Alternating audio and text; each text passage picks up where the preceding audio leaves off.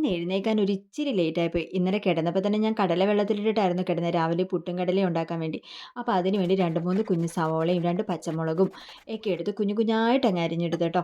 എന്നിട്ട് കുക്കറിലോട്ട് ഈ കടലയും സവോളയും പച്ചമുളകും ആവശ്യത്തിനുള്ള ഉപ്പും വെള്ളവും ചേർത്തിട്ട് അങ്ങ് വേവിക്കാൻ വെച്ചു. ഇത് സിമ്പിൾ ആയിട്ടുള്ള ഒരു കടലക്കറിയുടെ റെസിപ്പിയാണേ. അപ്പോഴത്തേക്കും മാവ് കുഴയ്ക്കാമെന്ന് വിചാരിച്ചു. ഗോതമ്പ് പുട്ടാട്ടോ ഉണ്ടാക്കുന്നത്.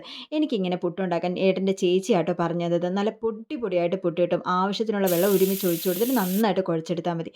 അപ്പോഴത്തേക്കും നമ്മുടെ കടലയൊക്കെ വെന്ത് വന്നിട്ടുണ്ട്.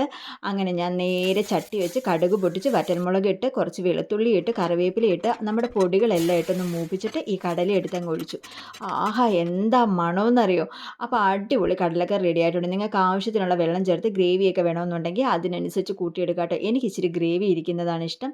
അങ്ങനെ ഞാൻ അതൊക്കെ വെച്ചിട്ട് അപ്പുറത്തെ അടുപ്പിലോട്ട് നേരെ പുട്ടും എടുത്ത് വെച്ചിട്ടുണ്ട് കേട്ടോ. അപ്പോൾ അങ്ങനെ പുട്ടിന് ആവിയൊക്കെ വന്ന് അങ്ങനെ പുട്ടും കടലക്കറിയായിട്ട് രാവിലെ ബ്രേക്ക്ഫാസ്റ്റ് ഞാനും ഏട്ടനും കൂടി കഴിച്ചു. അപ്പോൾ ഇത്രയേ ഉള്ളൂ. Tata bye.